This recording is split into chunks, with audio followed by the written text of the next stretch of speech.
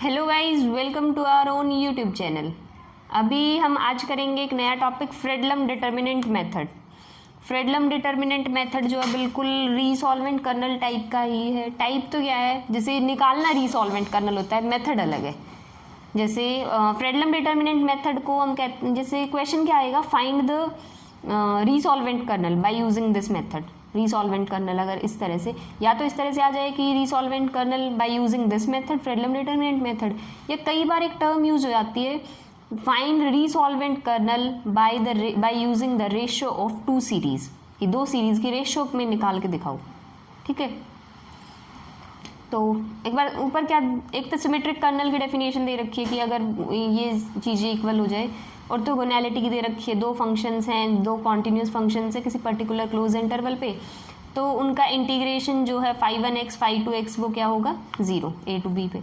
इनकी बातें तब करेंगे जब आइगन वैल्यूज और ये निकालनी सीखेंगे हम लैम्डा की वैल्यू, तब काम आएंगी ये। ठीक है, ऑर्थोगोनैलिटी और सिमेट्री। आज सिर्फ इसका यूज़ है हमारा मेन, फ्रेडलम डिटर्मिनेंट मेथड का, तो ये करते हैं। अब देखो, थोड़ा सा याद करने का इसमें ज़्यादा है। एक तो डेफिनेशंस और फॉर्मूले आपको याद होने चाहिए इनके। अगर फ्रेडलम डिटर्मिनेंट मेथड क्या है, ये क्वेश्चन आपको अगर दे रखा है, ये एक फ्रेडलम इंटीग्रल इक्वेशन है, ux equals to F X plus second kind की है। अगर फर्स्ट काइंड की हो तो ये चीज़ हट जाती है, मतलब ये इधर आ जाती है, ये हट जाती है, तो थोड़ा सा इस टाइप की हो जाती है equation, F X equals to this. ठीक है, अभी देखो हमें क्या करना है, क्वेश्चन क्या आता है, फाइंड द रीसॉल्वेंट कर्नल, निकालना रीसॉल्वेंट कर्नल ही है by using Fredholm determinant method और by the ratio of two series, दो सीरीज की रेशियो इस तरह के। तो रीसॉल्वेंट कर्नल, एक तो पीछे वाला हमने देख लिया, कर्नल की फॉर्म से ही निकालना था, K1 K2 ऐसे करके निकालती थी और न्यूमैन सीरीज की हेल्प से। और एक दूसरा मेथड क्या है कि दो के उसमें रेशियो में निकालना है। दो टर्म्स की रेशियो में कैसे निकलेगा, जैसे डी एक्स एक्साई लैम्डा और डी बाई डी लैम्डा। अब ये डी एक्स एक्साई लैम्डा क्या है और डी लैम्डा क्या है, पहले ये देखो। अगर ये चीज़ क्लियर नहीं है तो आगे नहीं होगा, क्योंकि ये चीज़ क्लियर हो गई ना कि ये कैसे करना है, तो एज इट इज़ जो क्वेश्चन दे रखा बस वैल्यू पुट करते चलना है, कुछ भी नहीं करना, बी एन सी एन निकाल के। ठीक है, तो ये चीज़ कुछ नहीं है, ये याद होनी चाहिए, याद करने की है ये, इसमें कोई ट्रिक नहीं, फॉर्मूला है एक तरह से। तो ये क्या है, रीसॉल्वेंट कर्नल किस चीज़ का रेशियो होता है, Fredholm minor by Fredholm determinant. अब ये Fredholm minor D x xi lambda या फ्रेडलम डिटर्मिनेंट डी लैम्डा, ये होता क्या है, D x xi lambda Fredholm minor जिसे हम बोलते हैं, वो क्या होता है, वो क्या है, के एक्स एक्साई जो कर्नल है वो, प्लस एक समीशन चलेगा n फ्रॉम 1 टू इन्फिनिटी -1 की power n by n factorial lambda की power n into B n x xi, ये चीज़ अलग है। ठीक है, ये तो सारी देखी हुई है हमारी, ये बी एन एक्स एक्साई नया आया है। ऐसे ही फ्रेडलम डिटर्मिनेंट, फ्रेडलम डिटर्मिनेंट में क्या होगा कि सारी चीज़ें हमारी देखी हुई है, इसमें के एक्स एक्साई की बजाय क्या है, 1 है, plus summation n from 1 to infinity -1 की power n by n factorial lambda की पावर n और cn। ठीक है, cn में x एक्साई नहीं है, ये देख लेना, कभी सब में लगा दो, bn में x एक्साई होता है, cn में नहीं होता, bn में x एक्साई है, cn में x एक्साई की टर्म्स नहीं होती। ठीक है, उसमें t1 t2 की टर्म्स होंगी। अभी आपको अगर ये निकालना सीख गए ना कि bn कैसे निकलेगा और cn, क्योंकि बस bn और cn निकालना ही है पूरे क्वेश्चन में, और कुछ नहीं है, बाकी तो वैल्यूज पुट करनी है। ठीक है, अब वो कैसे निकलेंगे, एक minute. bn x एक्साई, bn x एक्साई क्या होता है, एक टर्म चलेगी x एक्साई xt1 xt2 xtn। ठीक है, फर्स्ट रो ऐसे चलेगी, फर्स्ट कॉलम कैसे चलेगा, एक्साई वाला सेम रहेगा, x t1 t2 tn ऐसे करके चल लो तुम, x t1 t2 up to tn, ऐसे ही एक्साई t1 t2 tn। एक बार x को कॉमन रखो, t1 t2 tn चेंज करते जाओ, एक बार xi को कॉमन रखो, t1 t2 tn चेंज करते हैं। कि x एक्साई है, x को फिक्स रखो जब रोज कर रहे हो तो एक्साई की जगह कर दो t1 t2 tn। जब कॉलम बनाओ तो एक्साई को फिक्स रखो, x को चेंज कर दो t1 t2 tn। ठीक है, और यहाँ क्या है, यहाँ बचे हुए में t1 t1 t1 t2 t1 t3 ऐसे t1 n tn। ठीक है, जैसे मैट्रिक्स चलती है। ठीक है, मैट्रिक्स में यही तो होता था a11 a12 a, तो a11 की बजाय t1 t1 है, ऐसे यहाँ ए एन वन होता था लास्ट में कॉलम जो होता था, ठीक है, ऐसे ये टी एन टी वन, ऐसे टी एन टी एन, ठीक है। अब एन टर्म्स हैं बी एन में, एन टर्म्स हैं तो इसको ए से बी तक एन टाइम्स इंटीग्रेट करना है। ये ए से बी वही लिमिट है जो फ्रेडलम की इंटीग्रल इक्वेशन में थी, तो एन टाइम्स इसको इंटीग्रेट करना है, ठीक है। ऐसे ही इसको करना है हमें, इनके डिटर्मिनेंट को इंटीग्रेट करना है एन टाइम्स। ऐसे ही सी एन को करना है, लेकिन सी एन में और इसमें क्या है, अगर बी एन आ गया तो सी एन अपने आप आ जाएगा। पहली रो और पहला कॉलम हटा दो, बचा हुआ जो भी था ना ये T one T one T one T two T one T three T N T one T N T N T one T N T two T N T three, ऐसे टी एन टी एन, तो इनका determinant पहली रो और पहला column हटाया, ये remove करके जो बचा वो है सी एन। इसमें कहीं भी एक्स और एक्स आई की टर्म, मतलब जिसमें तुम्हें एक्स और जिसमें एक्स आई दिखे वो चीज़ हटा रखी है। वो पहली रो और पहले कॉलम में ये एक्स और एक्स आई दिखते हैं, बाकी तो दिखते ही नहीं है। तो वही उनका डिटर्मिनेंट लिया और एन टाइम्स इंटीग्रेट किया है फ्रॉम ए टू बी। तो ये समझ आ गया कि भाई ए से बी तक इंटीग्रेट करना। अगर ये चीज़ क्लियर हो गई ना, क्वेश्चंस मैं कह रही हूँ एक बार आप देखेंगे और आपको सारे question as it is solve करने, कोई दिक्कत नहीं है। और इसमें भी इन चीज़ों में ये तो याद करने की है, बी एन और सी एन थोड़ा सा दिमाग में रखना है। ये वैल्यूज़ पुट करते टाइम थोड़ी सी मिस्टेक हो जाती है कई बार, ठीक है। तो be careful on B N और सी एन। बी एन जो एक्स एक्स आई का फंक्शन है, लेकिन सी एन कोई एक्स एक्स आई का फंक्शन नहीं है, उसमें टी वन टी टू और टी एन तक की वैल्यूज़ डिफ़र करती है। एक क्वेश्चन देखते हैं, अगर क्वेश्चन समझ आ गया तो बस हो गया काम, क्योंकि फॉर्मूला तो आपको आ ही गया है। देखो, using the Fredholm determinant find the resolvent kernel of this. इसका रीसॉल्वेंट कर्नल निकालना है। क्वेश्चन मैंने बताया था, ये भी आ सकता है, find the resolvent kernel by using the method of ratio of two series. दो सीरीज की रेशियो, सीरीज ही तो है ये, फ्रेडलम माइनर और फ्रेडलम डिटर्मिनेंट। तो ठीक है, ये मैंने फॉर्मूले लिखे हुए हैं, ये चीज़ यूज़ होंगी इसमें। ये हमें निकालना है, ये कैसे निकलेगा, इन दो की सीरीज से, इन दो के रेशियो से। ये दो कैसे निकलेंगे, इसका फॉर्मूला ये है, इसका फॉर्मूला ये है। ये कभी भी है ना, लैम्डा नॉन ज़ीरो होना चाहिए, ठीक है, डिटर्मिनेंट लैम्डा का नॉन ज़ीरो होना चाहिए। और लैम्डा इक्वल्स टू 1 के लिए वर्क नहीं करेगा ये। आप इसको छोड़ो, ये देखो, लैम्डा का डिटर्मिनेंट नॉन ज़ीरो होना चाहिए, डी लैम्डा। क्यों, ये जो फ्रेडलम डिटर्मिनेंट है वो नॉन ज़ीरो होना चाहिए, क्योंकि अगर आपका डिनोमिनेटर ही ज़ीरो हो गया तो सोल्यूशन एग्जिस्ट नहीं करेगा। तो हमें एक ऐसा सोल्यूशन चाहिए जिसमें डी लैम्डा नॉन ज़ीरो हो। तो इसकी वैल्यू ये है, इसकी वैल्यू ये है, इसमें आएगा बी एन। बी एन क्या होगा ये, और सी एन क्या होगा ये। यहाँ तक क्या किया है, कुछ भी नहीं है इस क्वेश्चन में, यहाँ तक फॉर्मूले लिखे हुए हैं सारे, ठीक है। और ये फॉर्मूले वही हैं जो आपको याद करने पड़ेंगे, इनका कोई शॉर्टकट नहीं है। ये तो मैंने थोड़ा सा बता दिया है, याद करने की ट्रिक थी एक तरह से, कि एक बार के को कांस्टेंट रख, एक्स को कांस्टेंट रखो, एक बार एक्स आई को कांस्टेंट रखो, तो वो मैंने बता दिया जिसे याद करने के लिए। और फिर फर्स्ट रिमूव करके ये आपको याद करनी ही पड़ेंगे। अब इस बी एन और सी एन की वैल्यू निकालेंगे, बी एन सी एन की वैल्यू निकालेंगे। In B N C N को यहाँ पुट करेंगे, यहाँ पुट करने से डी एक्स एक्स आई लैम्डा और डी लैम्डा आएगा, उनको यहाँ पुट करके एज इट इज छोड़ देंगे, वही आंसर होगा रिसॉल्वेंट करना। ये क्वेश्चन आता है इसमें, ठीक है। चलो, तो बी एन है, सबसे पहले बी वन निकालना शुरू करें इसका, बी वन एक्स एक्स आई। तो बी वन एक्स एक्स आई कैसे निकलेगा, अगर इसमें हमें वैल्यूज़ निकालनी है। क्वेश्चन में दे रखा है कर्नल, हमें वैल्यू, कर्नल की वैल्यू क्या दे रखी है, 2x माइनस एक्स आई। तो हम निकालेंगे सबसे पहले बी वन। तो बी वन जब भी वैल्यू निकालेंगे तो उसमें से क्या है, जहाँ भी ये n था और निकालना है बी वन, तो हम जहाँ जहाँ n है, n की वैल्यू कहाँ तक चलेगी, 1 तक। तो B one x X I की वैल्यू निकालते हैं, ठीक है। तो यहाँ पुट x माइनस नहीं है, ये कॉमा है, ठीक है। तो बी वन की वैल्यू निकालते हैं हम इसमें। बी वन की वैल्यू कैसे निकलेगी, इंटीग्रेशन का वही साइन 0 to 1, क्योंकि ऊपर वैल्यू दे रखी है। एक्स की वैल्यू कहाँ से कहाँ तक वेरी कर रही है, 0 से 1 तक, जाई की भी 0 से 1 तक। तो बी वन की वैल्यू 0 से 1, इंटीग्रेशन फर्स्ट सबसे पहले के एक्स एक्स आई है, सबसे पहले क्या करते हैं, के एक्स एक्स आई की value as it is put करो, कर दी।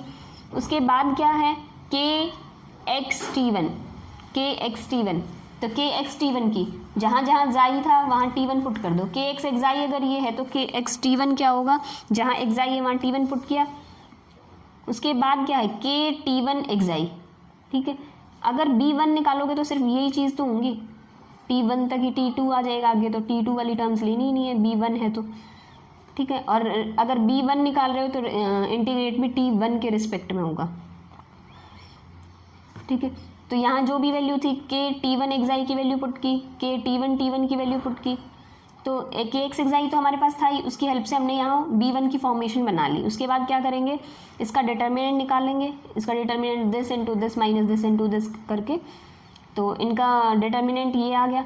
इसका डिटर्मिनेंट फर्दर सॉल्व किया और उसके बाद उसको इंटीग्रेट कर दिया विद रिस्पेक्ट टू T1, एक मिनट, T1 के रिस्पेक्ट में सॉल्व किया हमने, ठीक है। T1 के रिस्पेक्ट में सॉल्व इंटीग्रेट किया, लिमिट्स क्या हैं 0 और 1, वो लिमिट्स पुट करेंगे। वो लिमिट्स हमने वेट अ मिनट यहाँ पुट किया, तो ये आ गया B1। अभी B2 तो निकालने की ज़रूरत पड़ती ही नहीं है, जो MSc लेवल पे क्वेश्चंस होंगे ना, मेरे हिसाब से तो कोई नहीं है, वो है कि अगर B1 आपने निकाल लिया तो बस B1 तक ही, B2 की जो टर्म्स हो जाती है ना, B2 से आगे टर्म्स उसको 0 ही आएंगी अगर उनका तुम निकाल के भी देखोगे डिटर्मिनेंट फॉर्म अगर सॉल्व करोगे तो आपको B1 वैल्यू निकालनी है बस। जब C1 की निकालना है, अब C1 का काम शुरू करते हैं। C1 में ये ज़रूरी नहीं है कि C2 की वैल्यू नहीं आएगी, C1 में C1 और C2 की तो पक्का आनी होती है, ठीक है। तो C1 की वैल्यू पुट करेंगे, C1 के में सिर्फ T1 वाले ही रहेंगे, क्योंकि उसमें अगर वैल्यू तुम देखोगे, जब C1 के में देखा तो क्या किया था, T1, इसमें तो T1 T2 आ जाएगा। C1 की जब n की वैल्यू तो 1 तक ही, तो सिर्फ ये वाली टर्म रहेगी, ठीक है। तो उसमें तो फर्स्ट टर्म ही है बस, खुद का डिटर्मिनेंट क्या रहेगा, खुद ही रहेगा वो, तो 0 to 1 के बीच में इंटीग्रेट करो विद रिस्पेक्ट टू T1 और आंसर आ गया ये, ठीक है। उसके बाद C2 की वैल्यू निकालते हैं। जब C2 की वैल्यू निकालोगे तो इसमें क्या है, T2 तक वेरी करेगा आंसर, T2 तक करेगा तो 2 बार इंटीग्रेट करना पड़ेगा, 2 बार इंटीग्रेट करोगे तो एक बार T1 के रिस्पेक्ट में करना पड़ेगा, फिर T2 के रिस्पेक्ट में करना पड़ेगा, इंटीग्रेशन 2 टाइम्स हो जाएगा ये 0 to 1, ठीक है। एक बार T1 के रिस्पेक्ट में और एक बार T2 के रिस्पेक्ट में। पहले इसका डिटर्मिनेंट सॉल्व करोगे, this into this minus this into this, थोड़ा सा कैलकुलेटिव हो जाता है। जब सब्जेक्ट का नाम ही डिफरेंशियल है तो कैलकुलेटिव तो थोड़ा सा होना ही है। डिफरेंशियल का मतलब कैलकुलेशन आपको करनी ही पड़ेगी, बहुत कम चांस है कि आपको थ्योरम्स तो टोपोलॉजी अलजेब्रा में ही ना बहुत देख लेते हो, तो थोड़ा सा भी कैलकुलेटिव। उसके बाद आपने यहाँ तक कर लिया, उसके बाद उसको क्या करेंगे, सॉल्व करने के बाद पहले T1 के रिस्पेक्ट में उसको इंटीग्रेट करेंगे, T2 को एक कांस्टेंट ट्रीट करेंगे, जो वैल्यू आएंगी उसमें लिमिट्स पुट करोगे T1 की जगह जब वैल्यू पुट कर दोगे तो T1 सारा का सारा खत्म हो जाएगा इसमें से। उसके बाद क्या करना है आपको, T2 के रिस्पेक्ट में इंटीग्रेट करना है इसे। जब इसे T2 के रिस्पेक्ट में इंटीग्रेट किया तो वैल्यू आ गई है, लास्ट में 1/3 कॉन्स्टेंट्स आ गए हैं। ये तो पक्का है कि C1 में जब x एक्साई नहीं है, T1 T2 ही है जिनके रिस्पेक्ट में हो रहा है, तो यहाँ कांस्टेंट टर्म चलेंगी। लेकिन जब Bn निकालोगे तो उसमें x और एक्साई होते हैं, तो उसमें कांस्टेंट नहीं आती, कांस्टेंट की बजाय 0 आ जाती है, कई बार कैंसिल हो जाती हैं सारी चीज़ें। तो हम ये कह देंगे कि अभी ये B1 की आ गई पीछे, ये नहीं ऊपर, C1 की आ गई, C2 की आ गई। B1 में जब तुम Bn की वैल्यू निकालो तो B1 तक निकालना, B2 की वैल्यू निकालने की कोई ज़रूरत नहीं है। ये बोल सकते हो कि Bn की वैल्यू आगे सारी 0 आएंगी। C1 की निकालो तो C1 और C2 की निकालो, और फिर ये बोल देना कि आगे 0 को अप्रोच कर रहा है वो, ठीक है, क्योंकि इससे बड़ा डिटर्मिनेंट आपको करने की ज़रूरत नहीं है MSc लेवल पे। dx एक्साई फॉर्मूला रखा है as it is, dx xi Fredholm minor क्या होता था, kx एक्साई प्लस समीशन -1 की power n by n factorial lambda की power n bn x xi. याद करने का ये तरीका है, खुद ब खुद आपको 2-3 बार बोलो, नहीं एक बार आपको क्या है कि जो आप दिन में पढ़ो, एक बार रात को सोते टाइम ये रिमाइंड करो कि हमने आज पूरा दिन में क्या पढ़ा है। उसमें कोई फॉर्मूला भी था, और वो फॉर्मूला अगर था तो क्या हमें वो फॉर्मूला याद है, अभी नहीं है तो एक बार देख लो, नहीं याद है कोई बात नहीं, अगले दिन सुबह उठ के एक बार उस फॉर्मूले को देख के फिर अगला टॉपिक शुरू करो। रात को ये प्लान करके सो कि कल हमें ये इतना टॉपिक कवर करना ही करना है, ठीक है। ये नहीं है कि 4 दिन गैप करके एक दिन पूरा दिन पढ़े जा रहे हो, ये कोई मेथड नहीं है सही।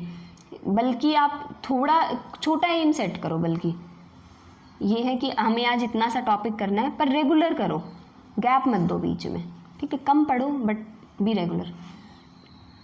वैल्यू पुट की, kx एक्साई की वैल्यू 2x माइनस एक्साई इक्वेशन में गिवन है, -1 की पावर 1 बाई 1 फैक्टोरियल लैम्डा की पावर 1, b1x एक्साई की वैल्यू यहाँ पुट कर दी, और +0 ये लगा रखा है कि आगे भाई सारी टर्म्स 0 हैं, ठीक है, b2 या b3 जो भी हैं वे सारी 0 हैं। तो इसको सॉल्व करके यहाँ तक ठीक है। फिर d लैम्डा, फ्रेडलम डिटर्मिनेंट कैसे निकलेगा, 1 plus xi N minus N equals to 1 to infinity और दिस सी एन की वैल्यू रखेंगे। सी एन में क्या करेंगे, एक बार लैम्डा की वैल्यू 1 लेके चलेंगे, समीशन जो है वो 2 बार तक रन करेगा, एन की वैल्यू 1 और एन की वैल्यू 2, लैम्डा की वैल्यू नहीं एन की वैल्यू, ठीक है। 1 के लिए करोगे तो क्या हो, -1 की पावर 1 बाई 1 फैक्टोरियल लैम्डा की पावर 1 C1 की वैल्यू 1/2 प्लस फिर एन की वैल्यू 2, ठीक है। और उससे आगे हम ये कह देंगे कि 3। B1 निकालना है, याद रखना, अगर वो 0 आ जाता है तो आगे की टर्म्स तो 0 आनी ही है नहीं, अगर वो नॉन 0 आ जाता है तो आगे की टर्म्स B2 वगैरह 0 आएंगी, निकाल के दिखाने की कोई ज़रूरत नहीं है। C1 निकालना है, अगर वो नॉन 0 आता है तो C2 निकालना है, अगर वो नॉन 0 आता है तो कह देना C3 C4 अपने आप 0 आ जाएंगी, और अगर इनमें से कोई पहले ही 0 आ जाता है तो तुम ये बोल सकते हो कि आगे की टर्म्स 0 आएंगी, ठीक है। तो वैल्यूज़ पुट की, रिसॉल्वेंट कर्नल 2 सीरीज़ की रेशो, यहाँ ऊपर फ्रेडलम माइनर की वैल्यू रखी, नीचे फ्रेडलम डिटर्मिनेंट की वैल्यू पुट करने के बाद ये आंसर आ गया, ठीक है। तो यही आंसर है, resolvent kernel in the ratio of 2 series. कई बार क्वेश्चन आया हुआ है रेशो ऑफ 2 सीरीज़ के नाम से, किसी यूनिवर्सिटी में रेशो ऑफ 2 सीरीज़ के नाम से दे देते हैं, किसी में फ्रेडलम डिटर्मिनेंट, ज़्यादातर फ्रेडलम डिटर्मिनेंट यूज़ हुआ है, पर कर लेते हैं, एक आधी बार आ जाता है। तो अगर आप क्वेश्चन ट्राई करना चाहते हो, और मैं तो चाहती हूँ कि आप करो, तो ये क्वेश्चन ट्राई कर सकते हो कि एक्स एक्स आई की वैल्यू ये दे रखी है आपको, और इसका आंसर मैं दिखा देती हूँ आपको। तो गाइज अब तो पीक पॉइंट है, अब तो पढ़ लेना चाहिए, बिल्कुल लास्ट टाइम आपको ये आंसर आएगा, तो आप देख लेना आपका आंसर मैच कर रहा है नहीं कर रहा है। अगर आपका आंसर मैच कर रहा है तो बहुत अच्छा है, नहीं है तो आप मुझे इंस्टाग्राम पे या कहीं भी कमेंट सेक्शन में आप मैसेज करके मुझे बता सकते हो। कोई भी प्रॉब्लम है वो शेयर कीजिए, कोई क्वेश्चन है, कोई एडवाइस है, कोई सजेशन है, कोई हेल्प है, तो कुछ भी आपको शेयर करना है तो आप मुझे कमेंट सेक्शन में या फिर इंस्टाग्राम पे मैसेज कर सकते हैं। तो आज के लिए थोड़ा सा बड़ी वीडियो हो गई है, लेकिन इंपॉर्टेंट टॉपिक कवर हो गया है, तो कोशिश करेंगे अगली बार। ऑटोनॉमस सिस्टम के लिए बहुत बोल रहे हो कि थ्योरेटिकल है, वैसे तो वो खुद कर लेना चाहिए, बाकी करा देती हूँ, ऑटोनॉमस सिस्टम करा देती हूँ पहले। सो आज के लिए बस इतना ही रखते हैं। Thank you guys for watching my video. If you like it please like share and subscribe my channel. Thank you guys.